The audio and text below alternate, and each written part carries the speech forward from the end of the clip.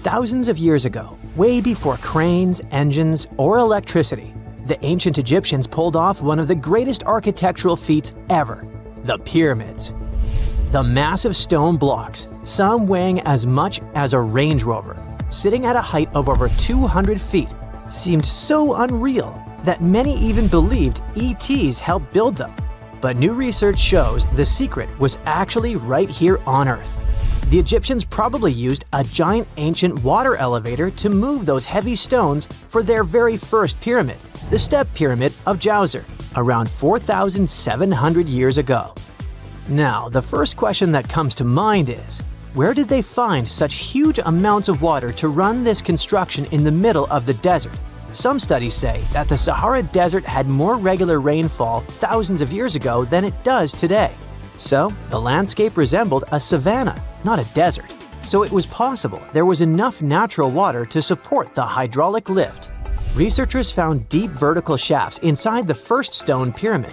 They used a computer model that had info about the pyramid's remaining inside parts and the underground tunnels at the site. The team also used high-resolution satellite pictures of the area to include the amount of rainfall from the past in their research. It looks like the Egyptians would place a heavy stone block on top of a floating wooden platform, kind of like a raft, then slowly fill the shaft with water, and the rising water would lift the platform and the stone upwards, sort of like an ancient elevator in action. This cool process is called hydraulic lifting, and it's very similar to how some modern machinery works. But when the Egyptians used it, I mean, if they ever did, they would have had to do it with the most basic tools and a really advanced understanding of how water behaves. They would have to carefully control the amount of water added to each shaft to raise the stone blocks gradually and stop at the desired level to move the stones into place. The scientists now want to find out if it was the first major system of this kind, or if someone had used it before the Egyptians. Now, not all archaeologists fully agree with this idea. Some point out there's no direct evidence, like writings or diagrams from that time, that would prove the Egyptians actually used a hydraulic lift system, whether or not they actually used this exact method. One thing is clear: the people who built the Step Pyramid were geniuses in their own right. They figured out how to move massive stones all the way to the top of the pyramid with incredible precision, and used techniques that still impress scientists today.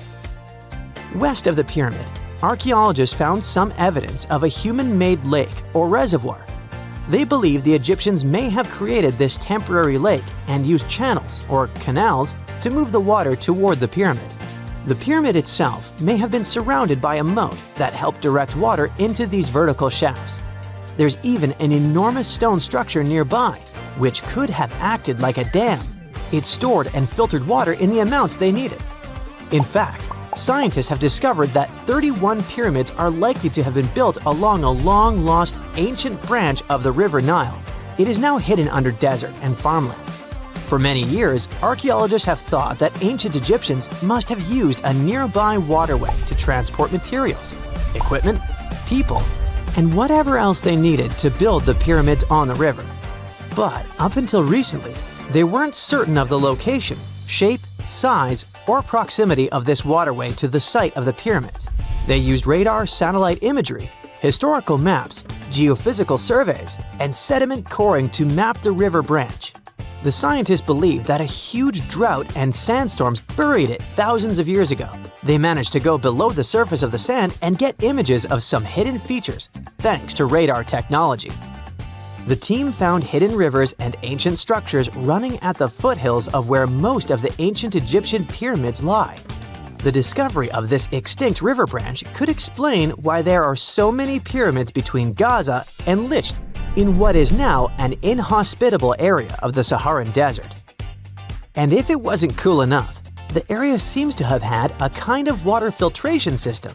Looks like they built it using a series of stone compartments that look surprisingly similar to modern water treatment plants.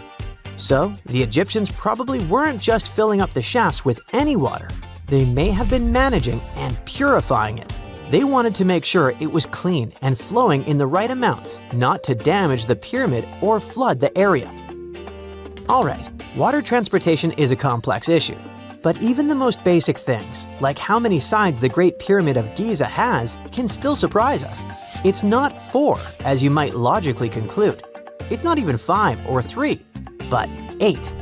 In 1926, a British pilot flew over the pyramid and took photos from above, and only then officially confirmed it. From that high-up view, he noticed that each of the pyramid's 4 faces is slightly indented down the middle, from top to bottom. These shallow inward dips make each face split into 2 halves, turning the pyramid into something more like an octagon. That indentation is so subtle you'd never see it standing next to the pyramid, but from the air, it becomes obvious. This odd shape may have actually helped keep the pyramid stable for over 4,500 years. The special inward-sloping design, plus a super strong base, could have helped it survive all kinds of natural disasters, like earthquakes, heavy rains, and constant pressure from its own massive weight. The pyramid has likely faced over 500 severe rainstorms in its lifetime, and thanks to its design, the pyramid's angled stone layers may have actually gotten stronger over time, kind of like how a screw tightens when you turn it. If the pyramid had been built with totally flat and level stone layers, it might have started to fall apart instead. The latest news from the pyramids is that there could be a massive ancient city hidden deep beneath them. 2 scientists announced that they used a new method to read data from a technology called synthetic aperture radar, SAR. It's kind of like X-ray vision for the ground, and satellites normally use it to look beneath Earth's surface. So they say that with this cool tech, they managed to spot giant structures over a mile underground, directly beneath the Pyramid of Khafra at Giza. The scientists found 8 deep shafts surrounded by spiral paths, all leading to 2 enormous cube-shaped chambers, each one almost 300 feet wide. There are 5 more structures above the shafts, all connected by tunnels. All this might be part of a prehistoric underground city or even an ancient power station. The idea isn't new. A long time ago, the ancient Greek historian Herodotus already talked about hidden chambers under the pyramids. During the Middle Ages and the Renaissance, similar rumors popped up again. Then, in the 20th century, an American psychic claimed there was a hall of records buried under Giza. This new case is different because the people who announced it have real scientific backgrounds, hold doctorates, and claim to have invented a new type of scanning method. But still, many experts are skeptical about this finding. No one has officially proved or tested this new technology that they rely on. They base their reconstructions on imaginative guesses and not hard evidence.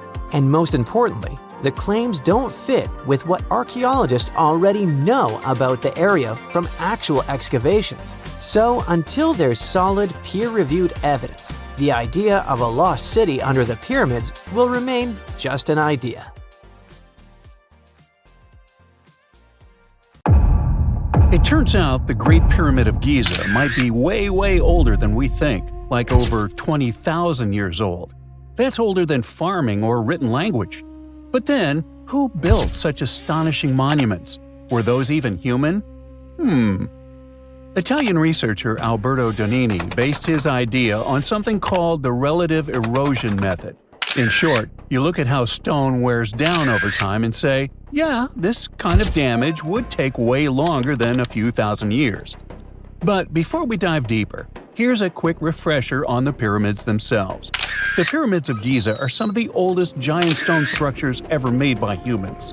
2 of them are still the tallest pyramids ever built in the ancient world, and the Great Pyramid of Khufu is the tallest of the 3. There's one more reason why that Great Pyramid is special.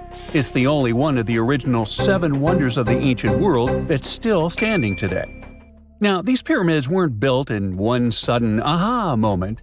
A lot of people over many generations worked on them, and you can see their progress over time. Early pyramids have mistakes, weird angles, and structural issues. As for the later ones, they get cleaner and more efficient. It looks like the builders were slowly figuring things out. Each generation solved new engineering problems and got better at it. It's like updates to a smartphone. Each new version is smoother and more advanced. This brings us to the big questions. How old are the pyramids? And who built them? Oh, and how on earth did people move and stack stones that weigh as much as trucks without modern machines?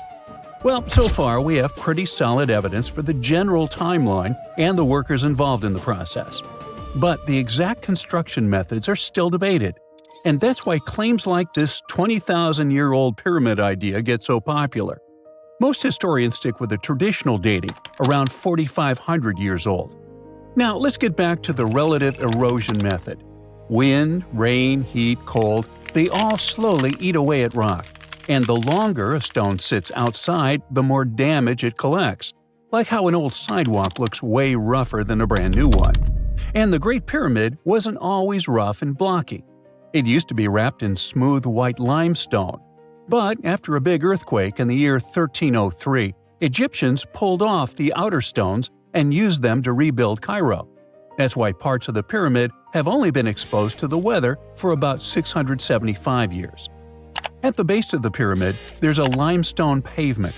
Some of it was hidden under those casing stones for thousands of years and only got exposed after they were removed. Right next to it, there's pavement made of the same stone, but it has been exposed since the day the pyramid was built. These different amounts of time in the open turn the pyramid into a natural stopwatch. Basically, Donini looked at two parts of the same stone, asking a simple question. If this much damage happened in 675 years, how long would it take to make that much damage? To get the answer, he didn't examine just one spot. He checked 12 different places around the pyramid, because stone doesn't wear down evenly everywhere. Some areas get more wind, others are exposed to more sun, and some may have tiny cracks that speed things up. Because of that, the numbers he got were very different. Some spots made the pyramid seem pretty young. Other spots made it seem crazy old. So instead of picking one number, he averaged them all together. And when he did that, the average came out to around 25,000 years old. If that estimate is even a bit close, it would mean the pyramid was built way earlier than we think, somewhere around 2300 BCE. Now, Donini doesn't claim this is an exact date. According to his analysis, there's a strong chance that the pyramid is much older than traditionally believed, but it's not a guarantee. So, it's no wonder that a lot of experts strongly disagree with this theory, which makes it controversial. Now, that's a great thing about science. It's based on facts, not whatever is popular at the time. But let's sneak a peek inside these mysterious ancient pyramids. The Great Pyramid is the oldest of the three famous pyramids of Giza, and it's also the biggest. It was built as a tomb for Pharaoh Khufu, who ruled during Egypt's 4th dynasty. If you've ever heard the name Cheops, that's just the Greek version of Khufu's name. Basically, same guy, like Robert versus Bob. Right next to the Great Pyramid, there are two more large pyramids. Those weren't some random projects, they were built for Khufu's family. All three were constructed during Egypt's Old Kingdom, spread out over 3 generations of rulers. We really can't pin down the exact dates because we don't have enough evidence. Historians have to piece the whole story together with the help of ancient records, inscriptions, and radiocarbon dating, like assembling a timeline from half-burned notes and faded receipts. One big mystery is whether each pharaoh lived long enough to see their pyramid finished. These projects were massive and took years, even decades. It's very possible that some pyramids were completed by the next ruler after the original pharaoh passed away. The Great Pyramid itself was likely built around 100 years after an earlier one, which was a step pyramid. It was kind of a prototype that helped Egyptian builders figure out how to go from stacked steps to smooth-sided giants. But how did they actually pull this off? Because stacking millions of giant rocks into a perfectly shaped pyramid is not something you do when you're bored. First thing we should consider, nobody had really done this before. The older pyramid was more like a giant stone staircase, so cool, but very different. The pyramids at Giza were a whole new level. That's like going from building a shed to suddenly constructing a skyscraper and somehow not messing it up. For one thing, ancient Egypt had it pretty good back then. Every year the Nile flooded, and when the water went away, it left behind super fertile soil. In other words, They had tons of food, more than enough to keep people alive and feed a massive workforce. That extra food powered the pyramid project. The rulers figured out how to organize farming really well. They took that extra food and used it to support thousands of workers. Now, speaking of workers, some people likely worked on the pyramids full-time. Others were farmers who helped out when they weren't busy in the fields. Some people probably paid their taxes by doing labor. Plus, researchers found notes that showed a lot of day-to-day planning. During the wet season, Egyptians used shallow boats to float heavy stones closer to the site instead of dragging everything across land. So, the river was handling a lot of the heavy lifting. The real headache was getting those massive stones up. You just can't lift a multi-ton rock over your head and hope for the best. The defeat would be crushing. The builders had to use ramps. But if you build one long straight ramp from the ground all the way to the top of the pyramid, that ramp would be so huge it'd be like another pyramid. Like, congrats, you built the wrong pyramid first. So because of that, people came up with other ideas. Maybe the ramp wrapped around the outside, spiraling up like a parking garage. Or maybe the ramp was hidden inside the pyramid, which sounds cool and mysterious, but there's not great proof for it yet. What helped a lot was a discovery of an old stone quarry called Hatnub from the same time period. Archaeologists found a super steep ramp system that everyone used to think was impossible.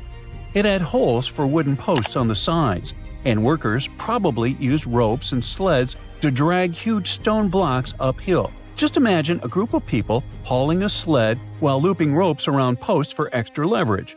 It's like ancient gym bros doing leg day non-stop.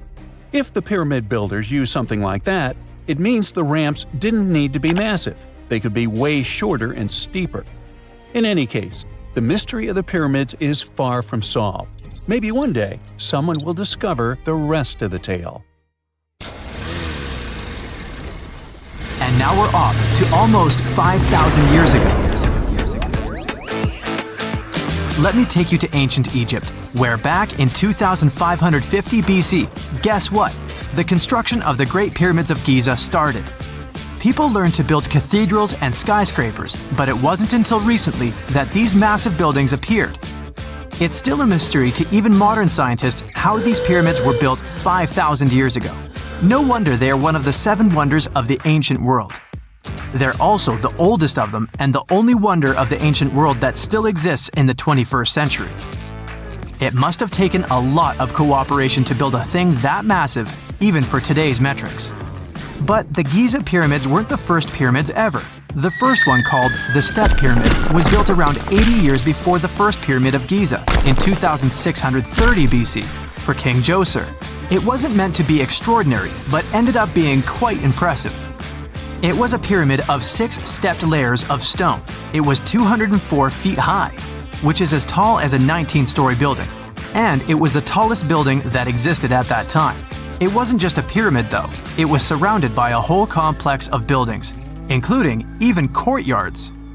In ancient Egypt, people believed in the afterlife, so everyone, especially kings, wanted to make sure they had everything they needed to get ready for it.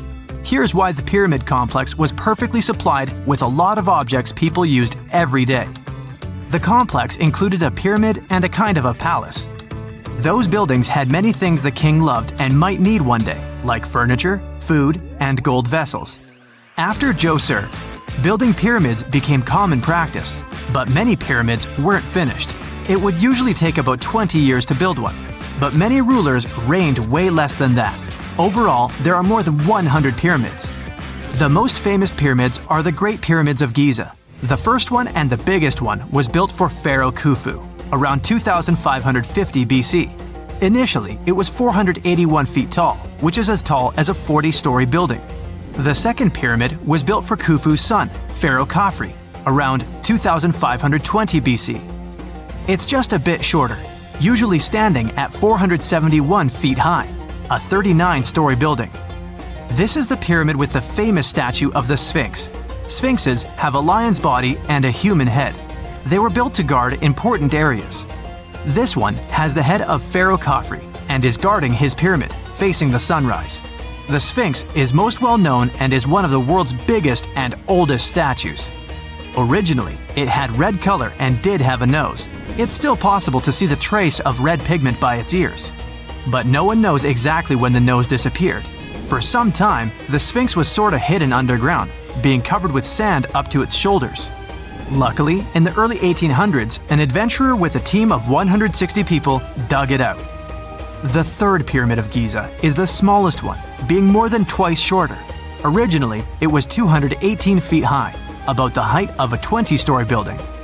Built in 2490 BC, it was a pyramid for Khafre's son, Menkaure. The pyramids are designed to align with the points of the compass, and their sides symbolize the rays of the sun. But back at the time, there were no compasses. Ancient Egyptians figured out the directions themselves, and with amazing precision. To align the pyramids, they used two constellations. Originally, the pyramids were covered in smooth white limestone and had a gold-silver top to reflect the sun. Later, the white limestone was taken from the pyramids by other kings and used for other buildings. Scientists estimated that ancient Egyptians used about 2.3 million stone blocks to build the first pyramid. Each block weighed more than 1 ton. This is the weight of a rhino. Some blocks were even bigger, being almost as heavy as an elephant. 4.5 millennia ago, there was no modern equipment to help build it. There were no machines, no wheels, and even no steel. The only metal available to them was copper. Even today, scientists aren't sure how the Egyptians managed to build the pyramids. There are no records left that would shed light on it. Some even think that Egyptians wanted to keep it as their secret and didn't even record it on purpose. Many believe that poor people and foreigners built the pyramids, but it's not true. Actually, the builders were very skilled workers, and they were fed and paid well. The archaeologists claim that the builders lived in a nearby temporary city and were a highly organized community with a strong leader. Scientists say that around 20,000 people worked on each pyramid complex, and it took about 20 years to build each. It probably was a national project. The construction site was large in resources, and food and essentials were likely to be contributed from all parts of Egypt. Even with all that support, it remains unclear how people managed to cut, transport, and assemble those huge stones. One of the theories suggests the stones were most likely transported on boats down the Nile River. Then, there was a harder part. They had to be moved to the construction site. For that, they probably used wooden sleds. It wasn't very hard to pull them because the sand mixed with the right amount of water was pretty slick. And 10 people could move a sled even with a rock weighing 1 ton pretty easily. Finally, one last problem. The stones had to be lifted and put into place.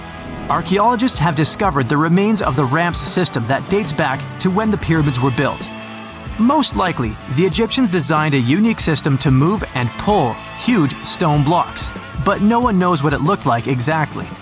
The most common opinion is that there were several ramps around the pyramid to help move the blocks. The ramp was growing with the pyramid getting higher. They suppose people were walking up the stairs, pulling the stone on the wooden sled up in the middle on the sandy ramp. But this is just one of the options. Others say that the ramps were going around the pyramid. Some say the ramps were inside the pyramid. But we'll never know for sure, and it'll forever remain a mystery, just like the ancient Egyptians wanted. Surprisingly, there's not much inside the pyramids. Most of it is just solid stone with very little open space. But let's take a quick look inside the biggest of the pyramids of Giza.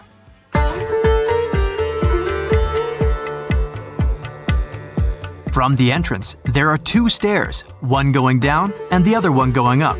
The descending one takes you to a chamber located underground.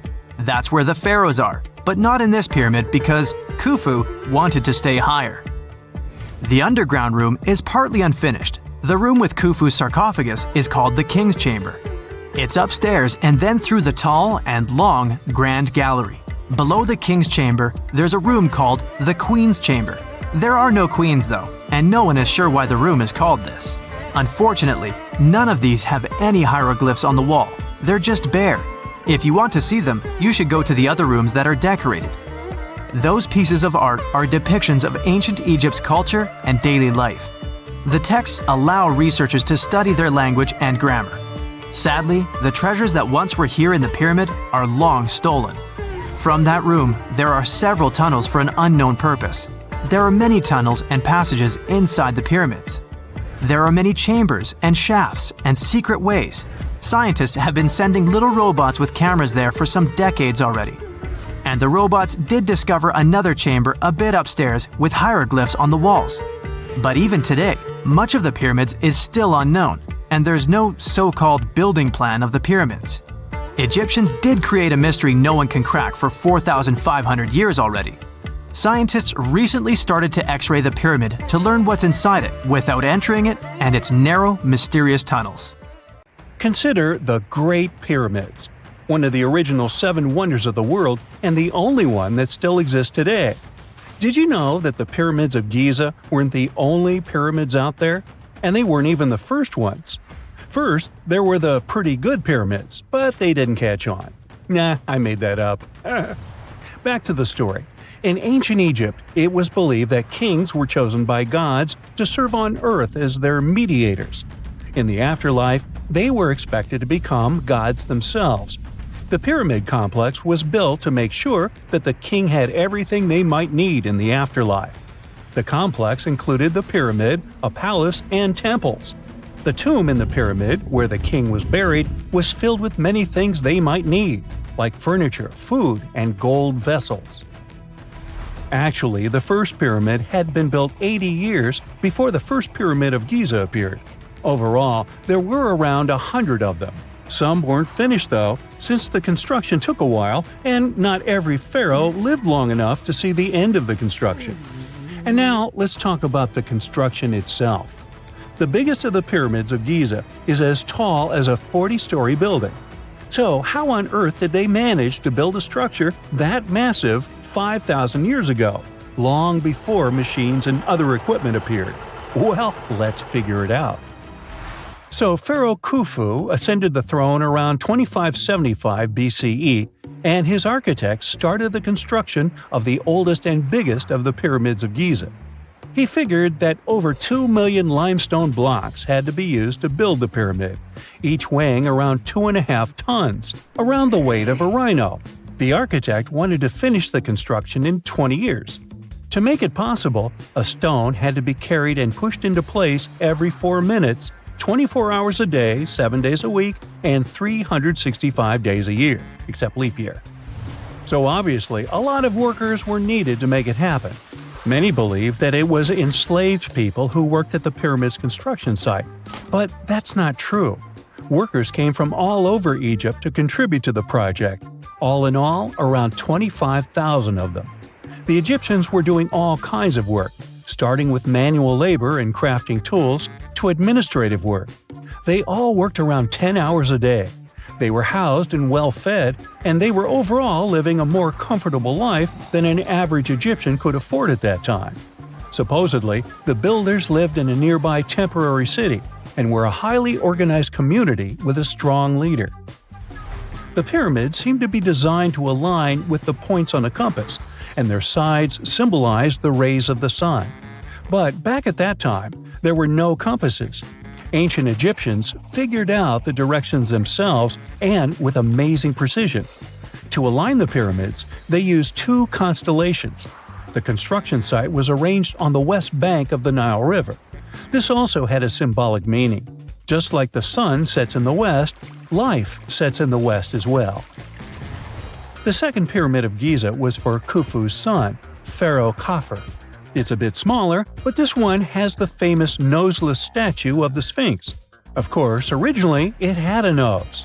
I would tell you what happened to it, but it's still a mystery, and no one knows for sure. Sphinxes have the body of a lion and the head of a human. They were considered guardians of important areas.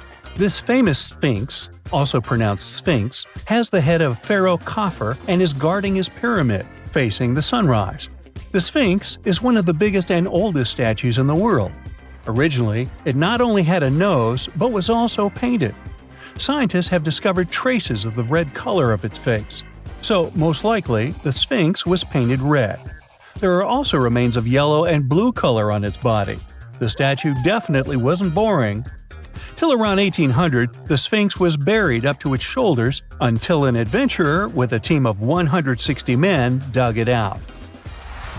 But let's get back to the construction. The workers, of course, needed stone blocks. There were two main places where people could get these stones. One source was close to the construction site, but that fossil-lined yellow stone was only suitable for the pyramid's interior. The limestone blocks for the exterior were hauled from 8 miles away on 30-foot-long sleds. Apparently, it wasn't too hard to pull them. The sand mixed with the right amount of water was pretty slick, and 10 people could move a sled even with a rock weighing so much. Surprisingly, cutting off a block of limestone wasn't the biggest problem.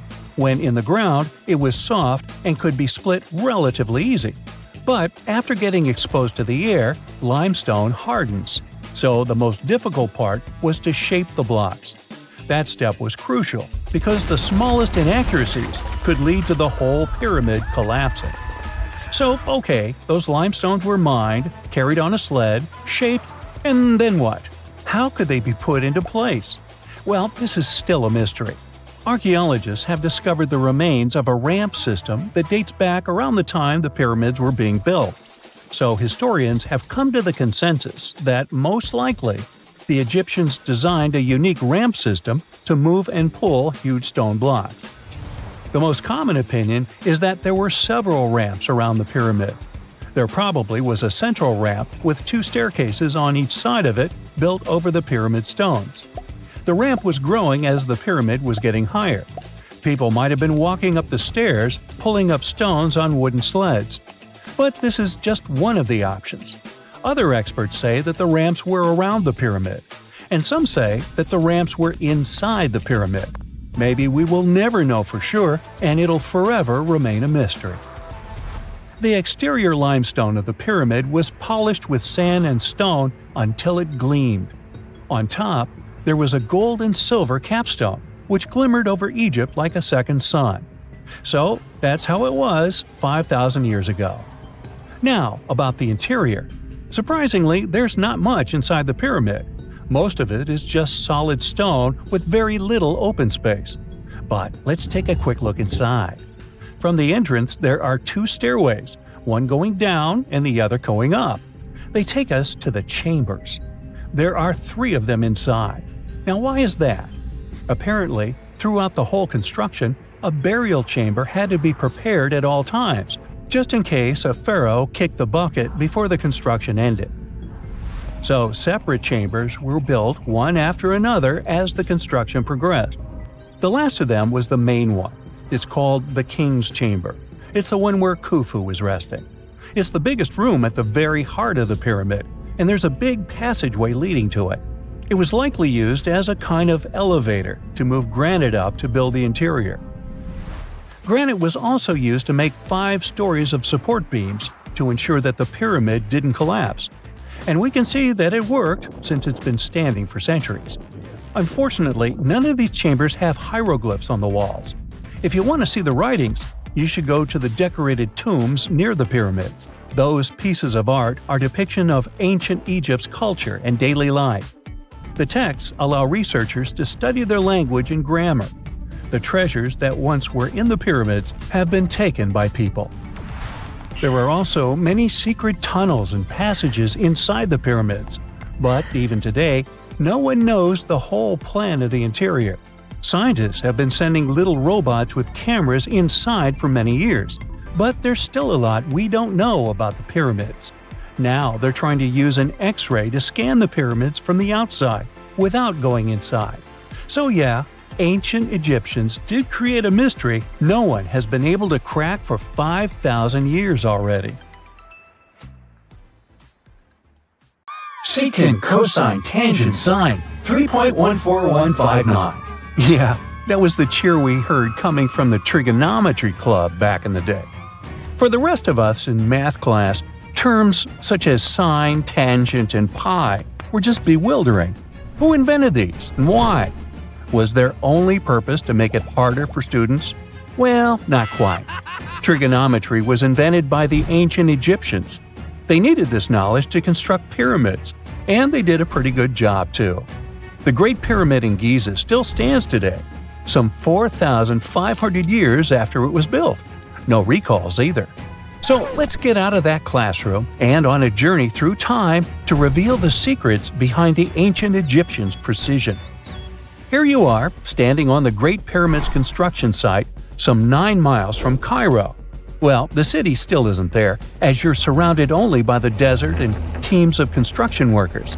They're transporting large stone blocks weighing 2.5 tons each. They're inside a wooden sled that sits on large rollers. A crew of 8 men rolls these blocks along the ground.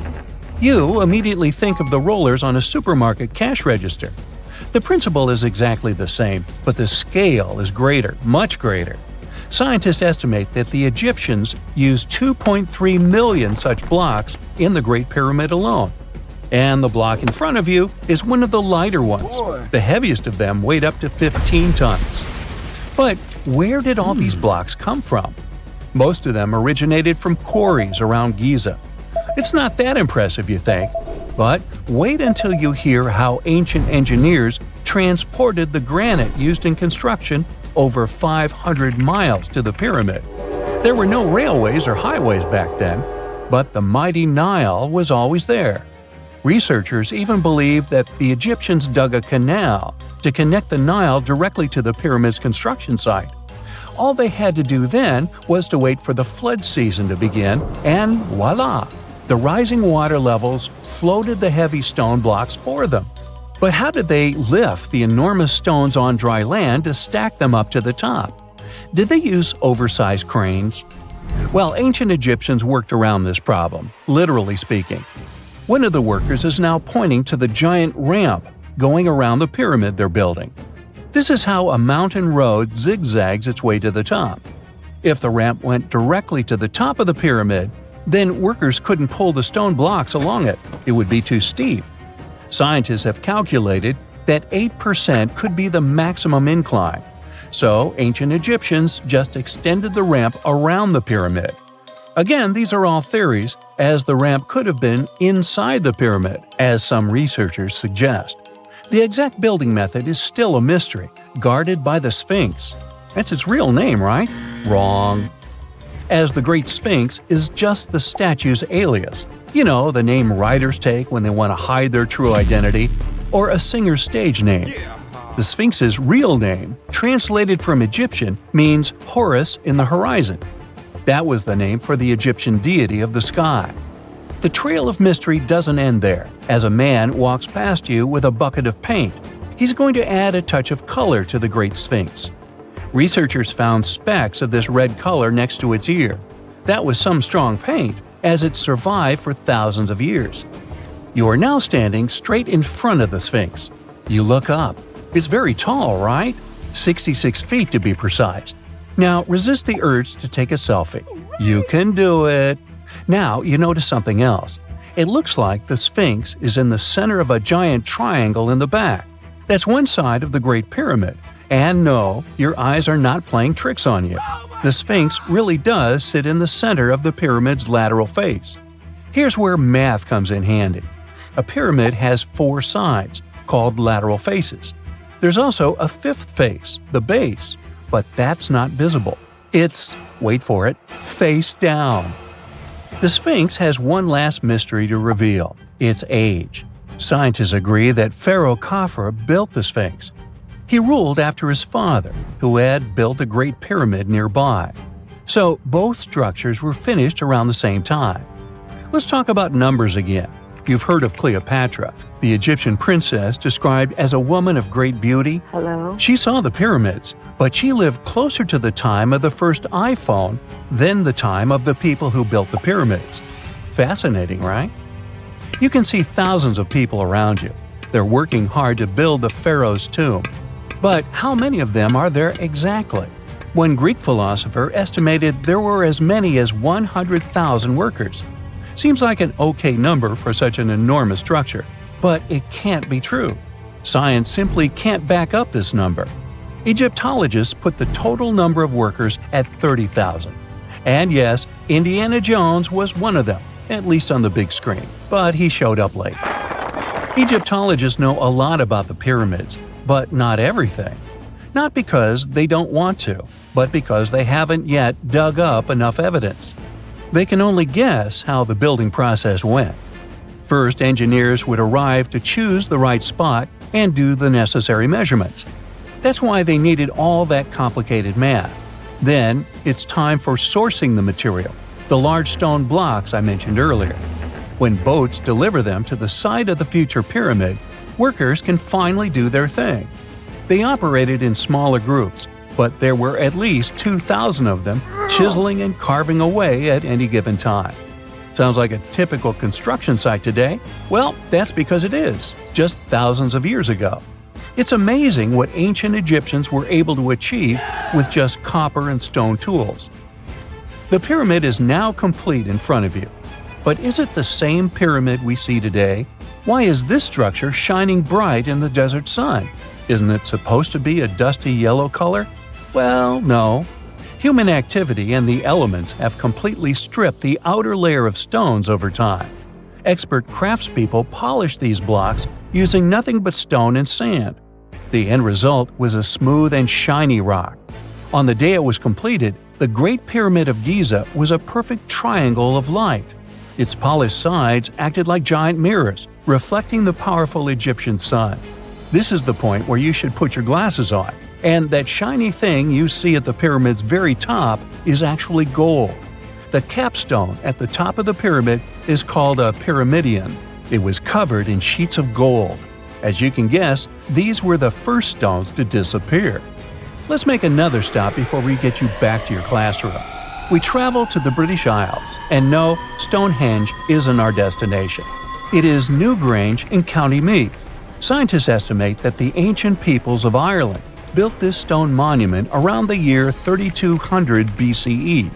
This makes it older than both Stonehenge and the Great Pyramid in Giza. The function of the circular mound in Newgrange is the same as the one of the Great Pyramid and equally mysterious. The estimated amount of loose stone present in the valley is over 220,000 tons. And it's not just randomly thrown on a pile. The order in which the stones are set makes the structure water-resistant. That would explain how Newgrange had survived for so long. Kinda makes you want to splash out the cash for that waterproof phone case, huh? Well, you're back in your school desk, but today's math lecture is the last thing on your mind. You're thinking about how great the Egyptian pyramids are, and if we have something similar today. It turns out modern engineers are just as impressed with the Great Pyramid as you are. There's a glass pyramid sitting in the main courtyard of the famous Louvre Museum in Paris. The panorama of San Francisco wouldn't be complete without the 48-story Transamerica Pyramid. But Las Vegas went the furthest. There we find the Luxor Hotel. It's so big that it's the third largest pyramid on the planet. And guess what's in front of it? Yup, a replica of the Sphinx. It's 110 feet tall, 2 stories higher than the one in Giza. Yeah, everything's bigger in Vegas.